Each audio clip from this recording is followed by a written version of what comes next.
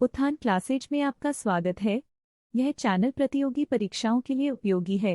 नमस्कार साथियों, उत्थान क्लासेस में आप सभी का स्वागत है। जो बहुविकल्पीय प्रश्नों की श्रृंखला चल रही है, 24 नंबर की वीडियो है और इसका टॉपिक है मुहावरे एवं लोकोक्तियाँ, है ना। तो ये सभी प्रतियोगी परीक्षाओं के लिए महत्वपूर्ण है, जिसमें हिंदी पूछी जाती है ना। पहले प्रश्न पे चलेंगे। पहला प्रश्न है, आए थे हरि भजन को ओटन लगे कपाश, लोकोक्ति का सही अर्थ है। विकल्प ये है साधुओं की संगति छोड़ देना। विकल्प बी है वांछित कार्यों को छोड़कर अन्य कार्य में लग जाना। विकल्प सी है भक्ति छोड़कर व्यापार करने लगना। और विकल्प डी है गृहस्थी के झंझटों में फंस जाना। तो विकल्प बी सही है, वांछित कार्यों को छोड़कर अन्य कार्य में लग जाना। आए थे हरि भजन को ओटन लगे कपास, लोकोक्ति का सही अर्थ है वांछित कार्यों को छोड़कर अन्य कार्य में लग जाना, अर्थात मूल्य उद्देश्य को छोड़कर दूसरे कार्यों की तरफ ध्यान आकृष्ट करना होता है ना। प्रश्न संख्या 2 है, नीम हकीम खतरे की जान का अर्थ है। विकल्प है ए अल्प ज्ञान हानिकारक होता है। विकल्प बी नीम के कड़वेपन का ज्ञान होना। विकल्प सी है नीम का प्रयोग हकीम द्वारा करना। विकल्प डी है उक्त में से कोई नहीं। तो सही विकल्प इसका हो जाएगा विकल्प ये, यानी कि अल्प ज्ञान हानिकारक होता है।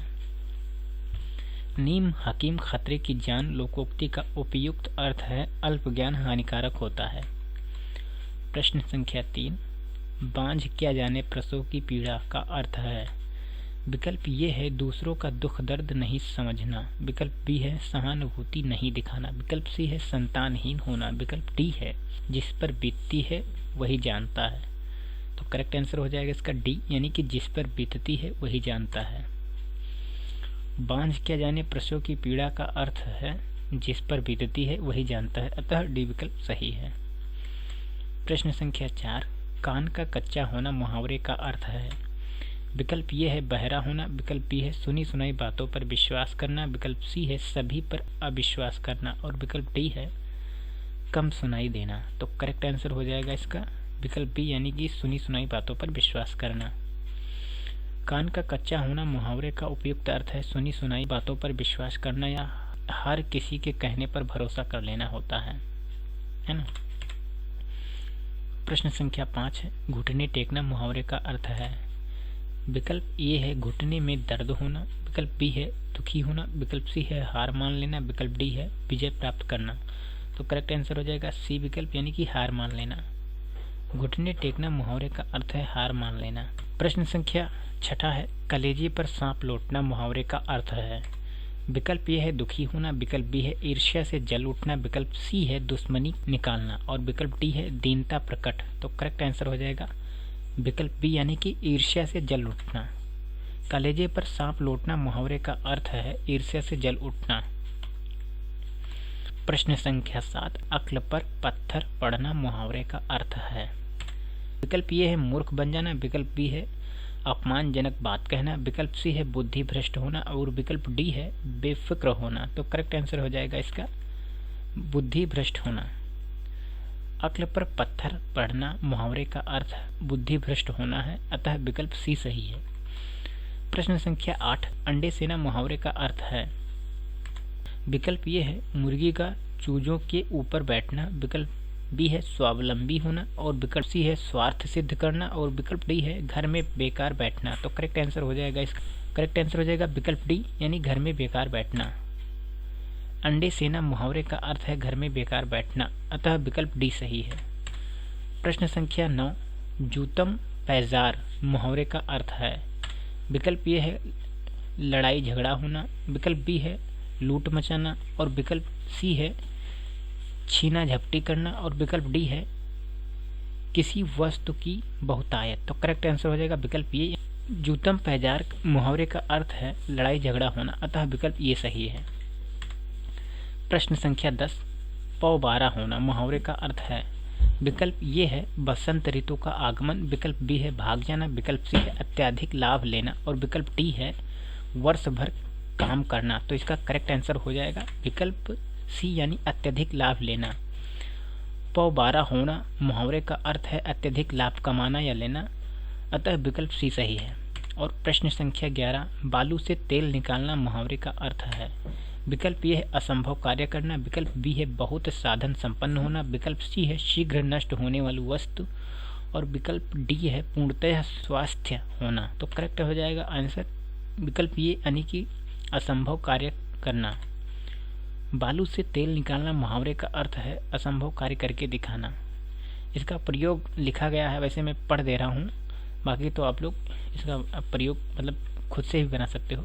जैसे इसमें लिखा गया है, दोस्तों आज के समय में कुछ कार्य ऐसे होते हैं जो हर कोई नहीं कर सकता है। हर किसी को वह कार्य करने में असंभव लगता है, इस कारण से वह कहते हैं इस कार्य को तो कोई भी नहीं कर सकता है। हाँ, तो चीज़ें वही है प्रयोग, लेकिन मेन होता है इसका अर्थ, जो भी प्रतियोगी परीक्षाओं में या किसी अन्य परीक्षाओं में पूछते हैं, तो है ना।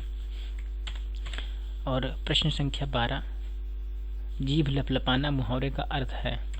विकल्प ये है चुगली करना, विकल्प बी है चखने की इच्छा रखना, और विकल्प सी है बहुत बोलना, विकल्प डी है चुप रहना। तो करेक्ट आंसर हो जाएगा विकल्प बी यानी चखने की इच्छा रखना। जीभ लपलपाना, चखने की इच्छा रखना या मुंह में पानी आना मुहावरे का अर्थ होता है। ठीक है, इसका प्रयोग भी है, मैं बता दे रहा हूँ। अक्सर जब हम किसी प्रिय खाने की चीज़ को देखते हैं तो हमारा मुंह लपलपाने लगता है ना, इस तरीके से बातें इसमें कही गई है। और प्रश्न संख्या 13 है अत्यधिक क्रोधित होने से संबंधित अर्थ किस मुहावरे में है। अब विकल्प ये है आग बगुला होना, विकल्प बी है आग बरसना, विकल्प सी है आग उबलना, विकल्प डी है आग से खेलना। तो करेक्ट आंसर हो जाएगा विकल्प ये यानी कि आग बगुला होना। आग बगुला होना मुहावरे का अर्थ है बहुत क्रोधित होना। मतलब इसमें प्रयोग बताया गया है, आप चीज़ें पढ़ भी सकते हो, इसका मतलब बस जानिए, है ना। प्रयोग किसी भी कर सकते हो ना, कोई ज़रूरी नहीं इस पर लिखी हुई बातों पर भी प्रयोग कर सकते हो, अपने अकॉर्डिंग भी बना सकते हो, है ना। तो मैं सीधा चलता हूँ। और प्रश्न संख्या 14 है टांग अड़ाना मुहावरे का अर्थ है। विकल्प ये है बिना कारण लड़ना, और विकल्प बी है अवरोध पैदा करना, विकल्प सी है गलत काम करना, विकल्प डी है बदनाम करना। तो करेक्ट आंसर हो जाएगा विकल्प आपका बी यानी अवरोध पैदा करना। देख लीजिए, इसका मुहावरे का अर्थ है टांग अड़ाना। मुहावरे का हिंदी में अर्थ होता है ना अड़चन डालना या टांग अड़ाना, है ना। मुहावरे का अर्थ ही अवरोध पैदा करना होता है। इसका प्रयोग आप पढ़ भी सकते हो, जैसे कि इसमें प्रयोग दिखाया गया है वाक्यों का, हो ना।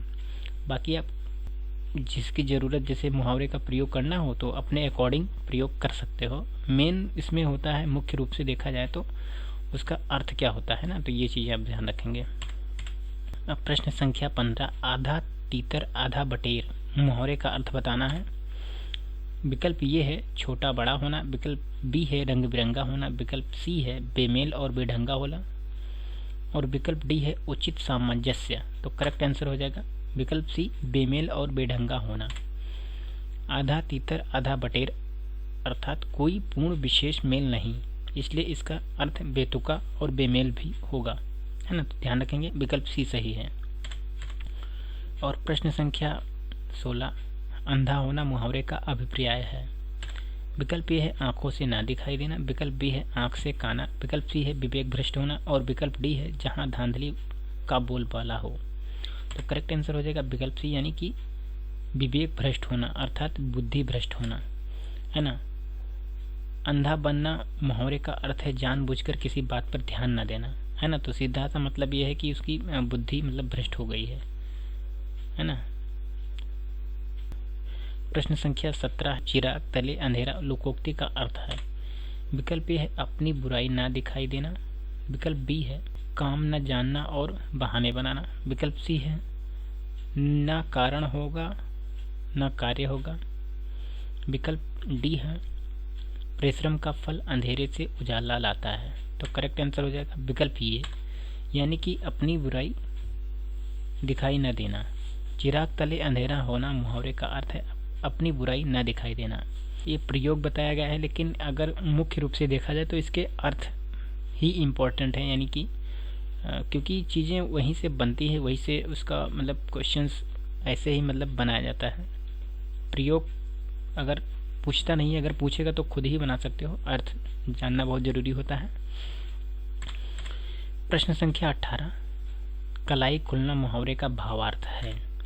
विकल्प ए है कपड़े की सिलाई खुल जाना, विकल्प बी है बर्तन की कलाई उतर जाना, और विकल्प सी है रहस्य प्रकट हो जाना, और विकल्प डी है कली का खिलकर फूल बन जाना। तो इसका करेक्ट आंसर हो जाएगा विकल्प सी यानी रहस्य प्रकट हो जाना।